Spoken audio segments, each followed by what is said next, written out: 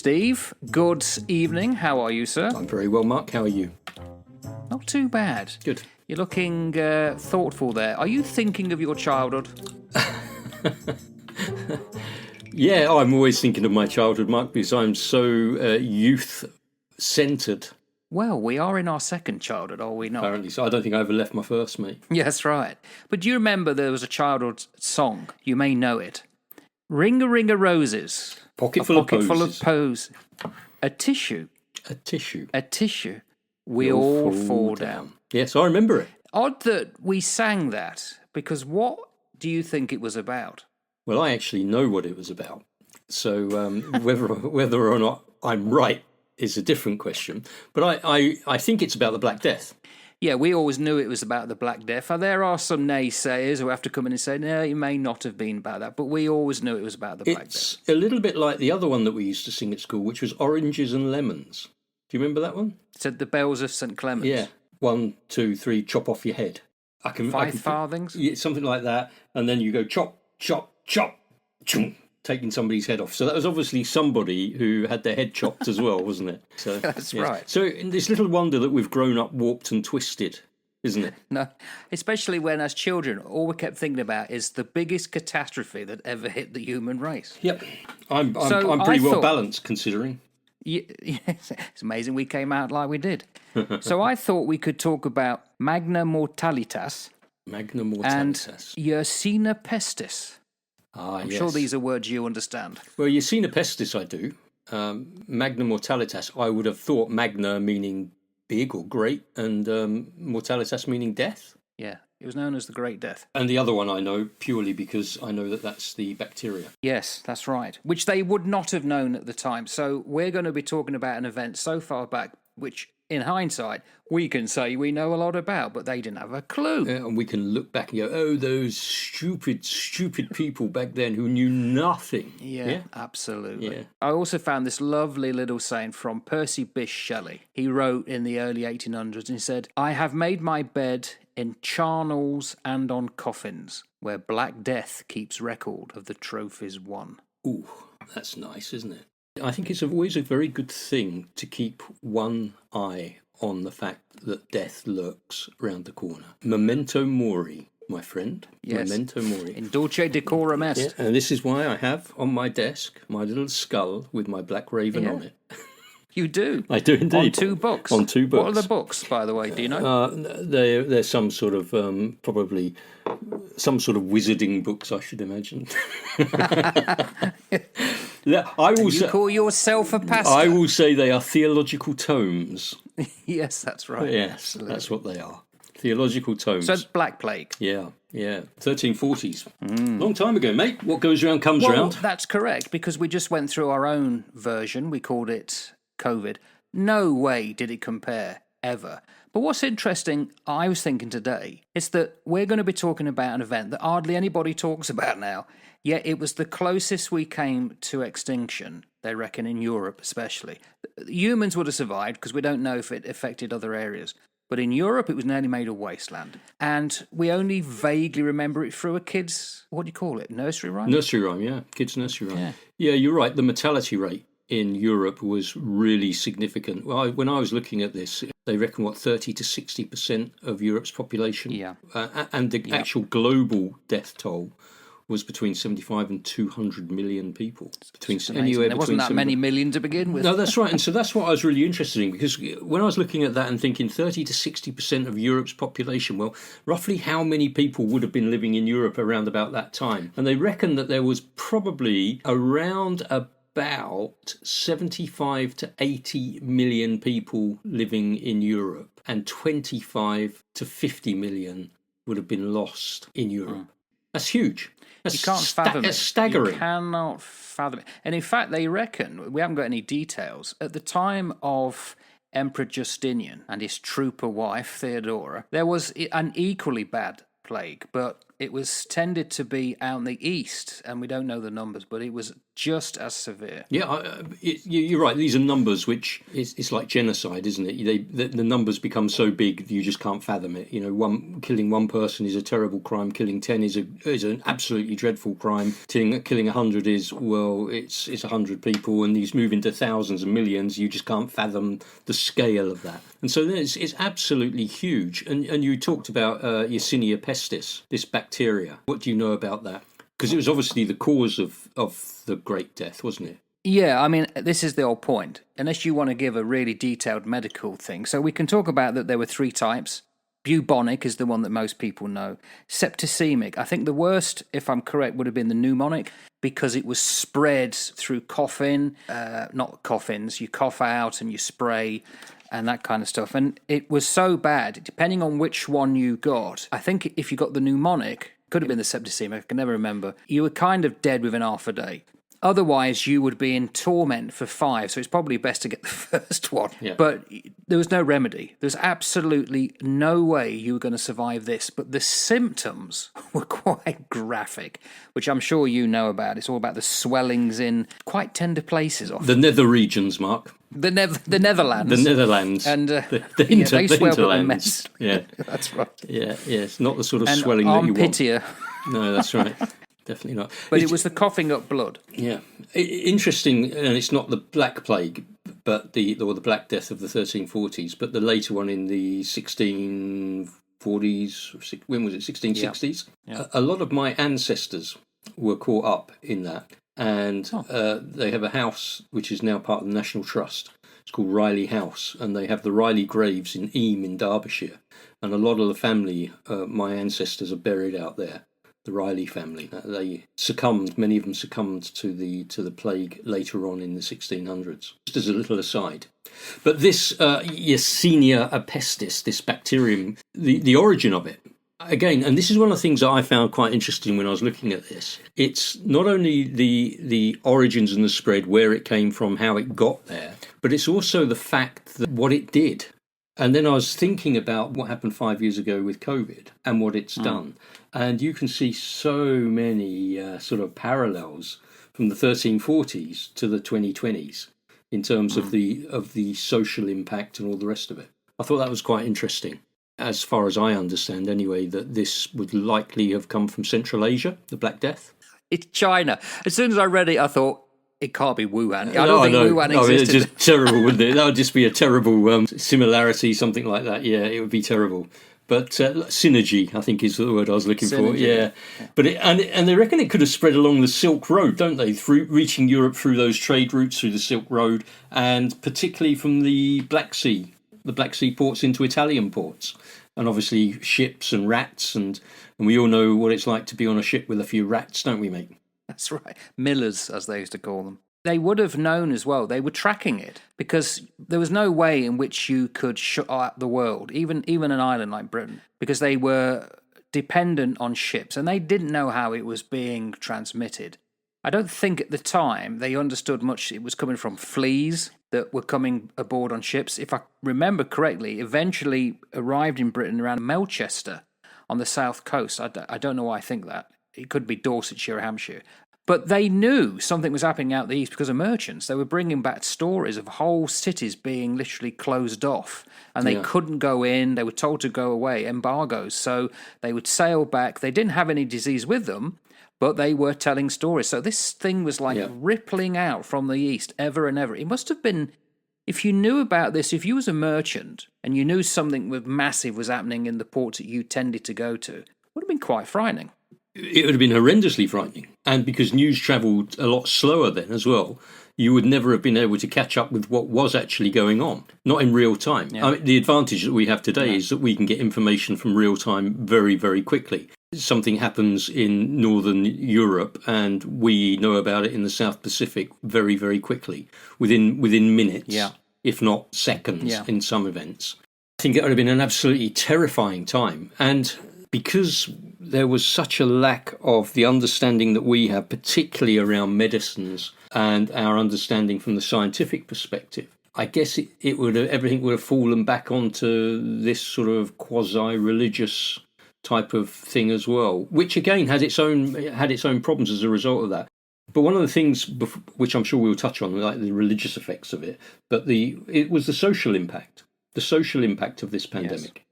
Yeah. And when I looked at what that had, and I compared that with the social impact of today, it's no different. Everything repeats itself. You can see why late Dark Ages, early medieval mind, how they would respond to this, because their world was then Christianized. This was a very Christian Europe towards the West. And of course, if such a calamity comes, who do you think's bringing it? Well, they would think it was God. And what was interesting, I think we're not that far from the point of the Great Schism. Actually, I'm just going to look this up. 1096 was the Great Schism. So when the popes went to Avignon. Yeah. 1096. So that had been going 2 or 3 centuries, and a lot of people who were Christian thought this was a sin. Yep. You're meant to be in Rome. And then what happens? A plague comes along. It's God's wrath. You've got to do it. And when they started to see around them, especially in Britain, that who were the communities that were dying off most to begin with? It was the abbeys. It was the nunneries, because they were so closely living together, it spread very quickly. Yep. So you're thinking God striking down all those that are the bastions, the protectors of God's presence on earth. Yeah. What are you going to do? What are you going to do? You do what happens in the Western cultures and Islamic cultures. You look for the Jews and you persecute them. And so the rise of anti-Semitism at this time was phenomenal. Anti-Semitism during the Black Death, fueled by ignorance, fear, deep-seated prejudices and all the rest of it. So there was this massive rise of anti-Semitism that went on during this period of time. They thought that, this is clearly something to do with the Jews, so they're to blame for this. The disease was unknown. They weren't quite sure where it had come from. So Jewish communities were obviously poisoning the wells to spread the plague. So the Jews were blamed for that. And then you'd obviously got the long-standing religious prejudices against the Jews anyway, when you think back to... I think it was 1280, wasn't it, in York, and they were all banished? Yeah, they were all banished and been persecuted and all the rest of it. And those prejudices that were deep-seated were then exacerbated through this as well, because some of the Christians at the time, they believed that it was all about the divine punishment, as you've touched on, and that Jews were involved as a result of bringing around that. And then you've got the fact that the Jews were actually pretty well established as moneylenders and merchants, and so that led to resentment and envy amongst other people. You can't beat a good crisis to exploit people, and once again the poor old Jews got been held up into the limelight there, and so many other factors that touched into the persecution of the Jews around that. It was phenomenal. I didn't realise how quickly an event like this natural plague, if you know what I mean, it's a natural thing. It comes from a bacteria. It still exists. Could be used to persecute a people group. And of course, in Europe, the Jews. Always the flipping Jews. And nothing's changed there, mate, either. Anti-Semitism is still rife. Well, exactly. And there's something about humans that want to blame others. Yeah. They'll never blame themselves. No, that's right. No, they really do. And ironically, although the Jews were blamed, they were dying just as much. No one was immune. No wall stopped it. In fact, there's a wonderful book, if I'm hoping I'm remembered correctly. It's been a few years since I've read it. Boccaccio's Decameron. And he talks about the effect on Florence, and how all the nuns were falling in the street. And then, of course, you see the rise of these doctors with these strange beaks. Yes, that's right. Because they were breathing in poses that they thought sweet smell would stop the disease. Flagellants started going down the streets, whipping themselves, thinking that by scourging themselves on the back, they're going to release all the things from the flow of blood. They had some idea that it was contained within and they could get rid of it, but they didn't know how it was affecting them. It's just amazing. Flagellants, were they not also doing that to sort of divert the wrath of God as well? So if I whip and beat myself, therefore I'm showing penitence towards the Almighty, and therefore perhaps he will relent and stop being so nasty. Hang on, I'll write that down. I might start adopting that one. Yeah. That'd be a good one. Possibly. I think the bizarre thing, not the bizarre thing, that's the wrong words. The thing for ourselves with our modern eyes is to resist looking back and thinking this is bizarre. Because for them it wasn't. They had absolutely no healthcare system. They had no scientific understanding. This was serious. I mean, you're talking about the wiping out of so many towns. I think in Cambridgeshire, one man had lost 70% of its population. And that was in about 3 months. Yep. There was places in Derbyshire, because you mentioned Derbyshire, I think they were completely wiped out. They had to abandon it, and it was an empty village for centuries. What are you going to do? We talked about East Germany, didn't we? Yes. And how people turned on each other. That must have happened. Well, it did, against the Jews. It always happens. It always happens. And it happened this time round as well with the COVID environment, where people were bubbling up their neighbours and grassing up their neighbours for doing things. And people were turning against each other, and people were walking on opposite sides of the street of people that didn't want to wear masks. You saw, and if you understand a little bit of what humanity is made up of, it doesn't take much to tip us over the edge from a civil society into a very uncivil society. Doesn't take much at all. When Hurricane Katrina hit New Orleans went from a first world nation to what was then called a third world nation within 2 days. Does not take long, mate. It is not long before you get groups of people touring the streets and mob rule. We're not very far removed from the caves that we've come out of with clubs on our forbidden shoulders, mate. Not at all, no matter how much we like to kid ourselves. We're really not. And society will degenerate very, very quickly if it's allowed to. Yeah, I think one of the keys, and we bang on about this when we chat, is actually understanding and learning from the past. Look at what's happened, look at why it's happened, and then hopefully don't repeat the same flipping mistake. And well, we do. I'm going to link one with another. It's like apples and oranges, but it's the same thing. So somebody made a lot of money. A group of people made a lot of money in the Black Plague, and they were doctors. In fact, there was a great book that was made into a film with Ben Kingsley, and it's about a guy from York who ends up going to the East, and he learns medicine from this doctor. And the Arabs are way ahead in medicine compared to the West at this time. Then he goes back with his skills. And doctors out there were really quite advanced, but the doctors in Europe weren't so much. But they made a lot of money because they were the only ones who kept telling people, well, we can do certain things. And people were desperate. They were going to do it. Now, I read the history of the Russian Revolution. I'm reading it by Trotsky, and he complained that one of the reasons Russia tipped into civil unrest just before the second revolution, of 1917, is he said the speculators wanted to elongate or delay peace so that they could make money through munitions and armaments. So there's always someone who's going to seize the opportunity to make a shed load of money at the cost of vast amounts of deaths or unrest. So, yeah, we haven't learned from that. We certainly haven't. Look at the current situation with Ukraine and Russia. There are some people getting very, very rich on the back of armaments, munitions, and there are less people clambering, looking to do a diplomatic solution, or so it would appear.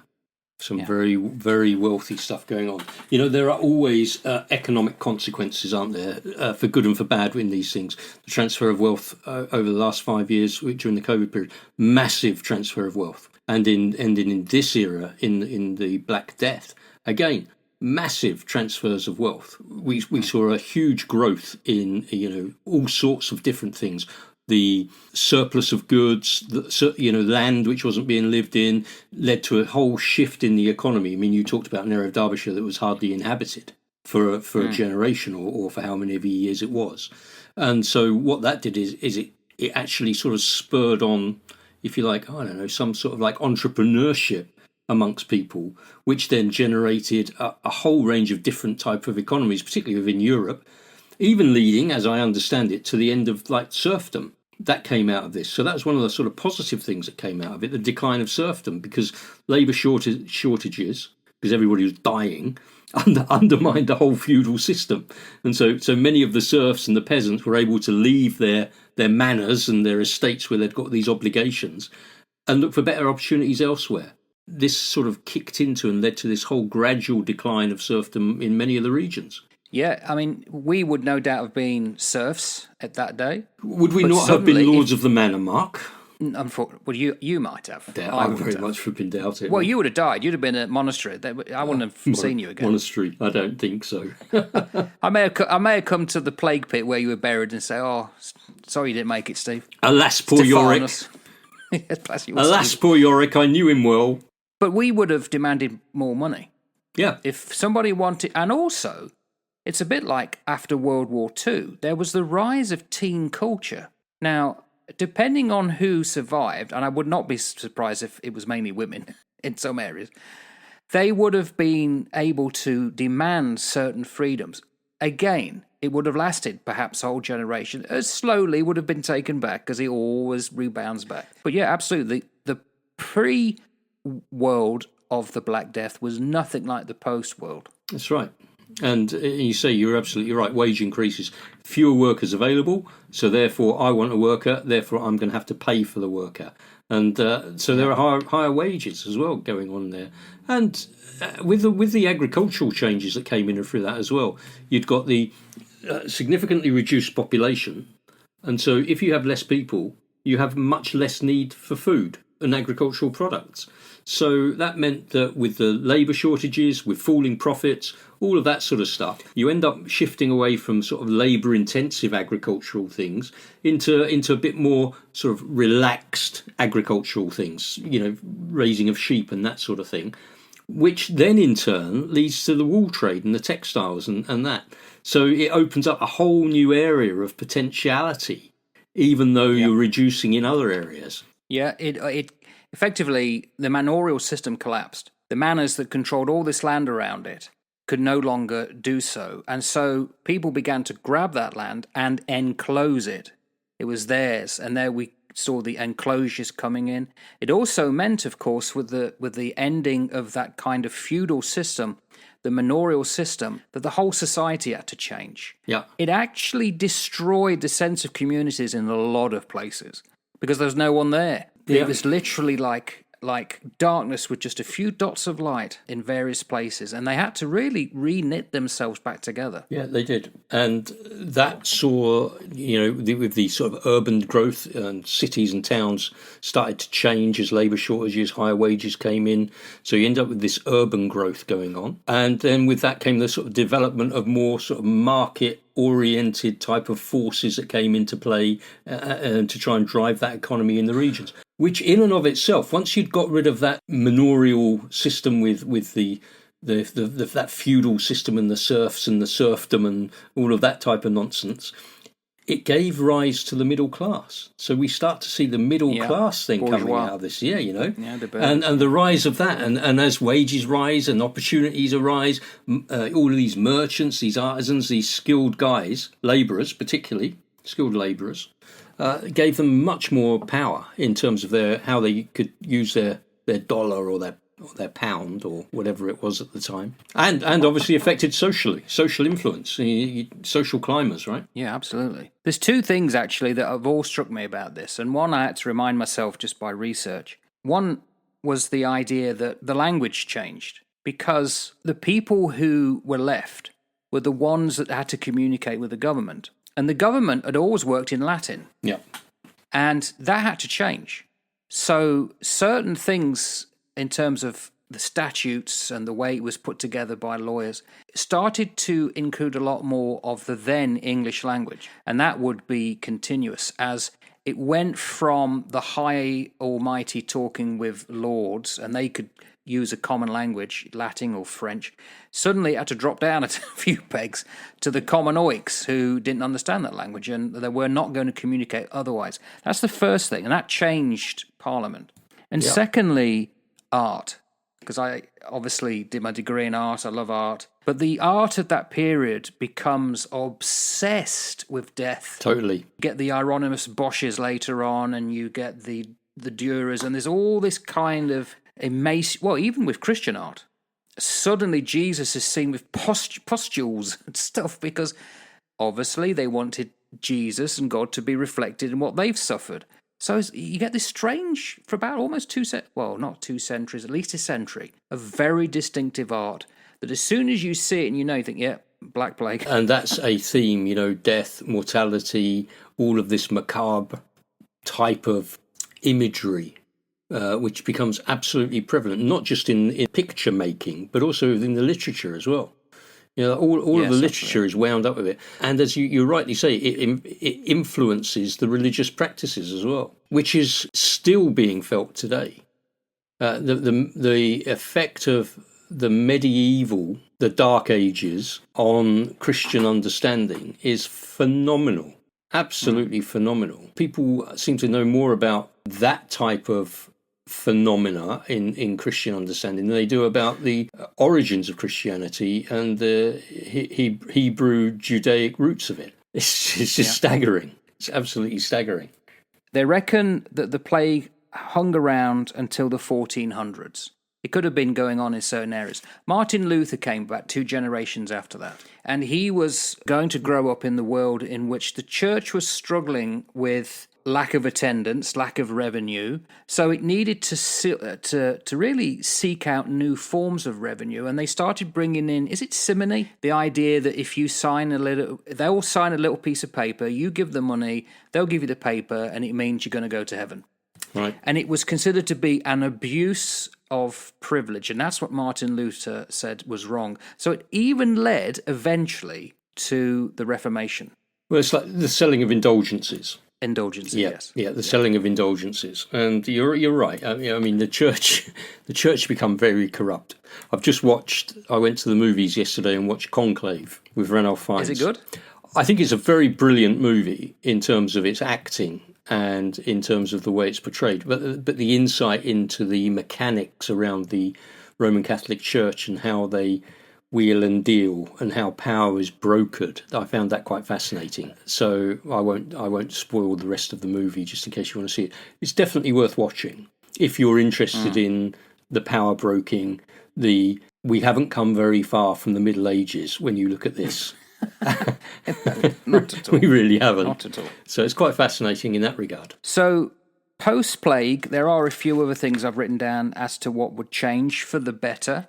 There wasn't a full understanding of the way the body works. I mean, the slow development and the history of medicine is quite disturbing. But they started to introduce more hospitals. They started to demand isolation periods if you had some kind of disease or whatever. Disinfectants started to be developed more. I mean, they used some odd things, like vinegar. In fact, when I wrote my 2 books about the Royal Navy, they were using some odd things. They were going around with vinegar and lighted tapers through ships, thinking that would get rid of disease. Does it not? And sanitation. Not fully. Oh, okay. I don't know why. I don't understand. And the disposal of sewage became a thing. Though not fully, because they had the cholera outbreaks in London in the 1880s, didn't they? Whatever. So it was a slow, laborious way to try and overcome or understand medicine. And I wonder if half of the rise of science was to stop people dying of things they didn't understand. I'm sure it was. And when we opened this discussion, we talked about the Silk Road, didn't we? And China and all of that sort of thing. But the flow of medicine from the east towards the west was coming along that road and those trade routes. So with the opening of that Silk Road, you had also got the, if you like, the academic exchange of ideas and different treatments, because Europe was really still, bloodletting, boil lancing and full of superstitions, whereas the East was actually a little bit more nuanced in the way that it started to treat things. Because we're Western born, we tend to have a Western-centric view of the world, and particularly a European Western-centric view of the world, without remembering that there was some incredible things going on from the astrological perspective, mathematics, medicine, all in the East. The Islamic scholars, the Chinese scholars, and the flow of information that started to slowly come out along that Silk Road was also something that was able then to build into the development of European understanding of how to deal with these things in the future. Admiral is an Arabic word. Nearly all the stars in the sky that the Royal Navy was looking up to used Arabic names. The 0, which revolutionized the West in terms of numeracy, because Latin had no 0. Right. It's very difficult to do long numbers. You use a 0, which is Arabic, suddenly numbers and accounting becomes a lot easier. We overlook those. It's almost as though we don't want to admit that that is where they're from. Yeah, that's right. How very dare somebody who's not a Westerner Yes. come up with some bright idea?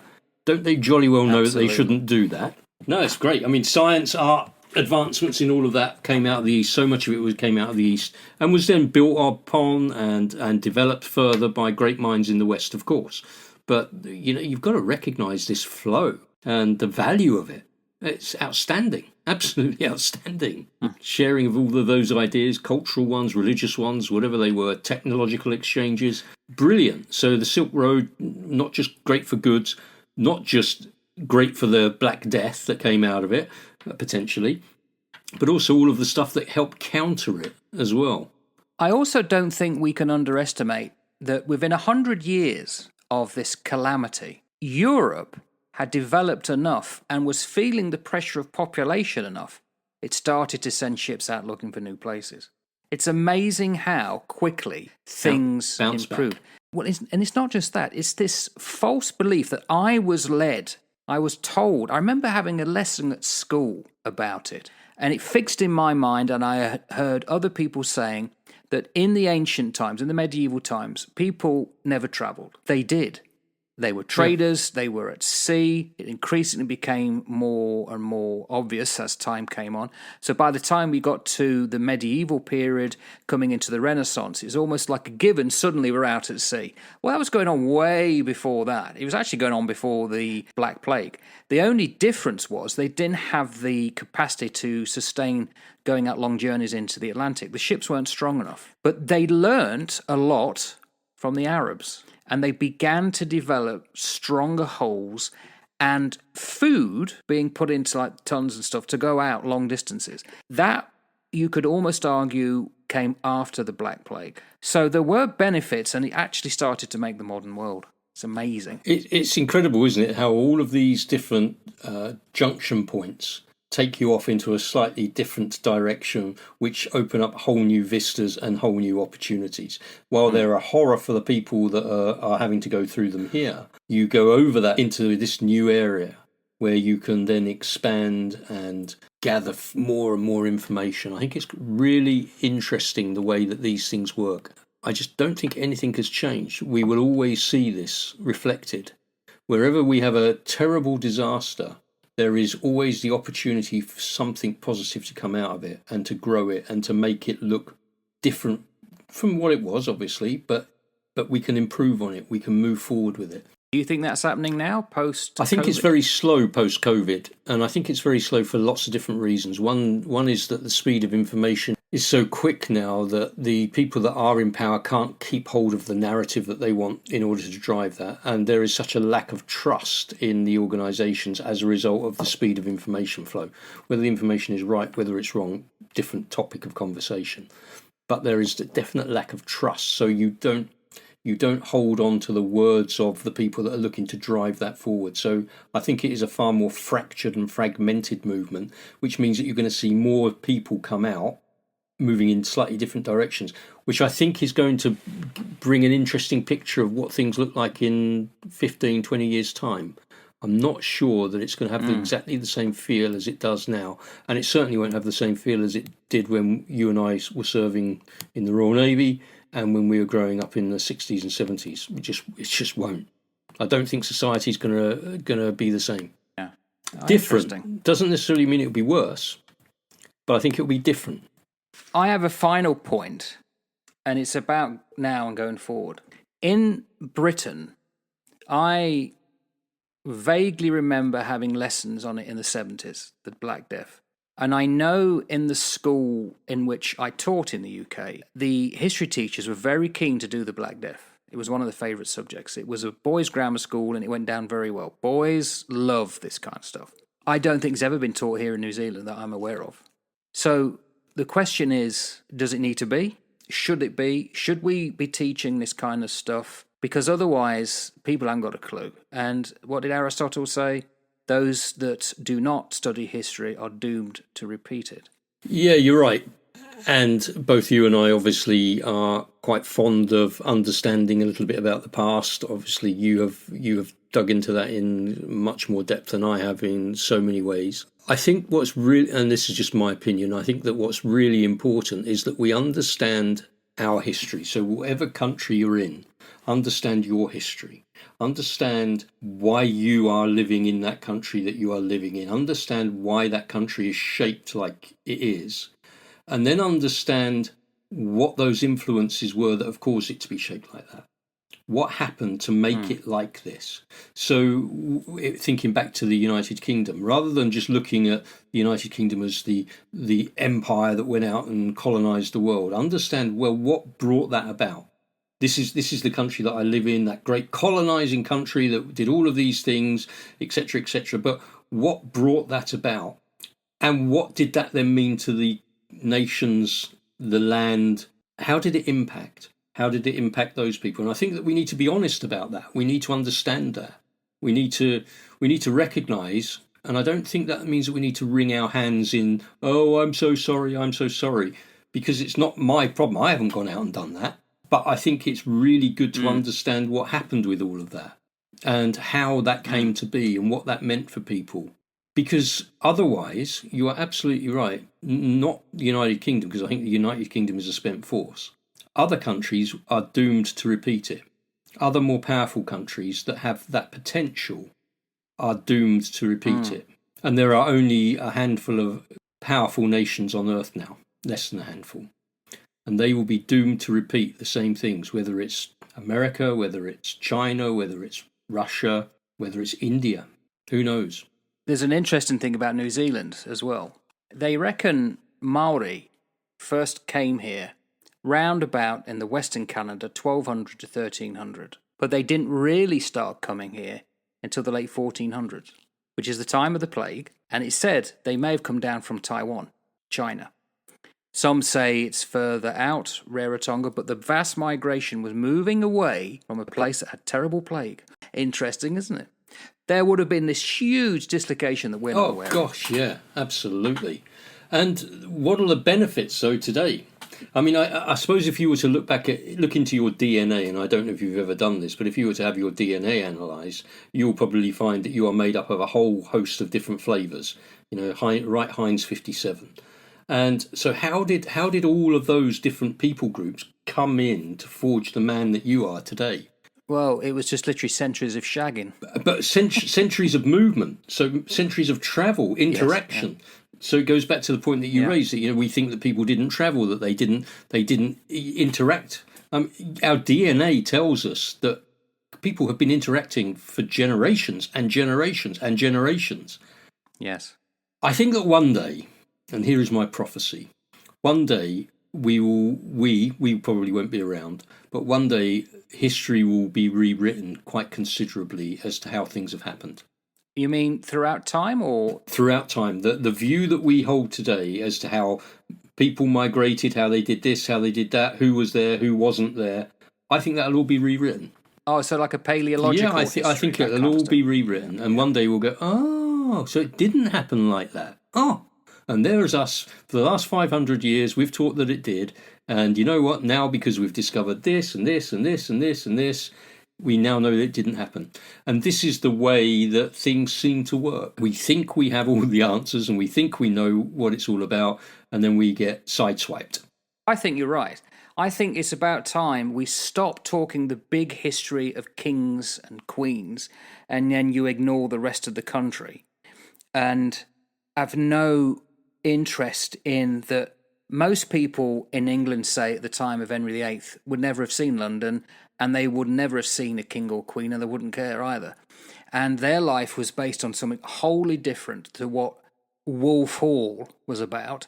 It's like if you lived in, say, Cornwall or Cambridge, whatever, say Godmanchester, the king may have gone there, and then queens, whatever, but generally you were dealing with your next village along in town, and you may even, little Stephen, would have gone over to the coast and probably gotten a ship because you seem to be attracted to the sea, and ended up going. That's never mentioned, ever. And it's about time it was.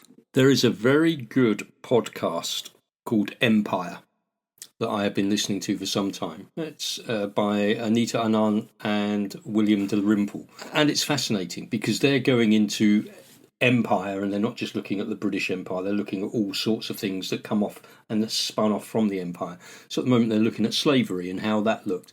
And it's absolutely fascinating. There is such a complexity about this that we miss, that we don't understand. They've got some brilliant guests that have come on. I would highly recommend it. Highly recommend it. Start at the beginning and just slowly work your way through it. Very good. Empire. Fantastic. All right, so the plague. Anything else to finish off?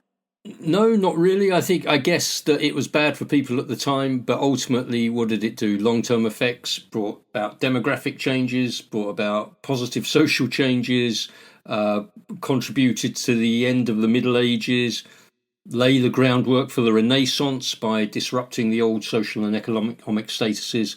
So even though it was a very huge impact, the outcome and the lasting legacy has actually shaped the course of European history particularly, and I would say beyond that. Yeah, and I would add, I think it changed us as a people. Because up until that time, we were quite stagnant. I don't mean we didn't move, but we weren't progressing much. Yeah. It seemed to be, people said, right, we don't know how long we've got, we're going to start making more of our life. And you then start to see exploration really kick off. Away from Europe, I'm talking about around the world. You start to see more entrepreneurship, as you said. The human species seem to be refashioned afterwards. And there is a theory, and this is terrible because it's not necessarily one I share, but I think there's a lot in it, that there are certain points in history that seem to come along and they're terrible. They wipe out so much, and yet afterwards it's though the human race has been refashioned. It's a reset button. It's almost like nature's reset button. Or God's, or whatever you want to see it. It's like... however you want to phrase it, yeah. So, a fascinating point in history. Glad we covered it. Indeed. Thank you. Oh, hang on, I better go and lie down. Yeah, you got a bad cough there, mate. You're looking a bit bulbous. Yeah. I might burst black. Yeah, don't do that. Good. Oh, yeah. All right. All right, mate. Take care. Later. Bye.